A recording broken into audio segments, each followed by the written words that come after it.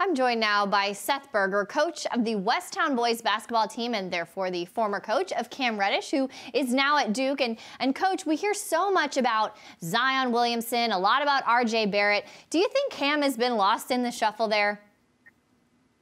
You know, I actually think Cam doesn't really care. One of the great things about coaching Cam is he wants to be the best player he can be, and he wants his team to win. Cam's probably focused on Duke winning an ACC championship and a national championship. And quite frankly, he's having a lot of fun and obviously working really hard. So I'm guessing you think he made the right call by going to Duke now that you're seeing how things are playing out for him there. Yes. You know, I met Coach K really only in the meeting when he came to recruit Cam. And after about 3 minutes, I think we knew it was the right spot. It's funny, at Westtown, we say to come to Westtown, you have to be a very good student, a great kid, and a good basketball player. And at Duke, he said, you know, you got to be a good student, a great kid, and a great player. The team that makes the most amount of great plays is usually going to win. And you kind of get I kind of got the sense right away from Kay that is how he would coach Cam. So clearly your philosophy and Coach K's philosophy is aligned kind of point for point there. How do you think about the way Cam's being used there at Duke and in their system with his skill set?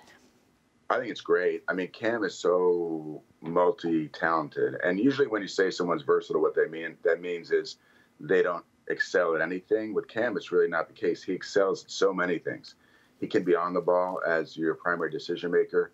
He can be off the ball as your primary shooter. He can be in the passing lanes to be your steal guy. He can be your rebound guy.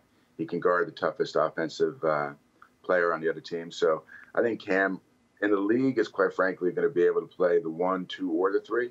And that's really how Coach K is using him. So I think he's doing a great job preparing him for what he will be in the NBA.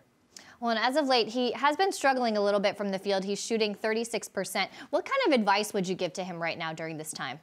Don't worry about it. Great shooters, you know, have bad games. In fact, I texted him after a bad game, and my point to him was just that, is don't let one game deter you, really, and stop you from recognizing who you are as a great player and a great shooter. So 36% with the speed of the game and the difficulty, quite frankly, of some of the shots that he has to take is not a bad number. I think he'll end up being like a 43% shooter when it's all said and done in the league.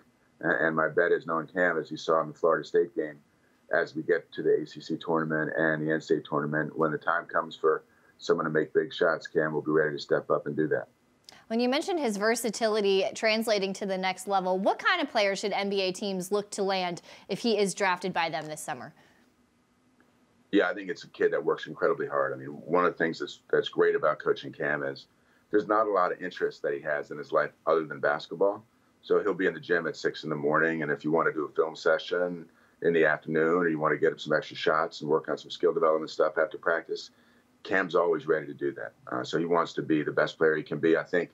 So if the team's drafting Cam, I think they're going to draft a kid that, number 1, wants to be great, number 2, wants his team to win, and number 3, has a work ethic that matches both of those. Obviously, someone you've known for a long time, have worked with for a long time. What is your favorite Cam story? So we're in the gym. Actually, it was on his visit when Cam was a 9th grader, as a rising 10th grader, and he was in boots. We were finishing the tour, and Cam was in, I would say he was probably 3 feet behind the NBA three-point line on the left wing in our gym. We had a ball, so I handed him the ball, and I said, "Can you make this shot?" And he said, "Sure." I said, "Well, go ahead and shoot it." So, of course, in boots, no warm-up, first try, swish. So I said, "Hey, look, just understand, if you come here, we're not going to have a problem if you shoot this shot. We're going to have a problem if you're open and you don't do this shot. Don't shoot this shot."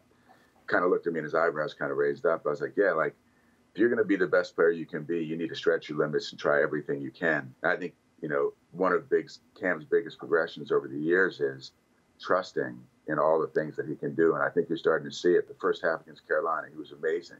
And he saw so many things that he can do. Another guy you coached, Magic rookie Mo Bamba, who of course has been immortalized in song, but he's currently recovering from a stress fracture in his leg. What would you say to any Magic or NBA fans who are possibly worried about his prospects after a tough rookie season?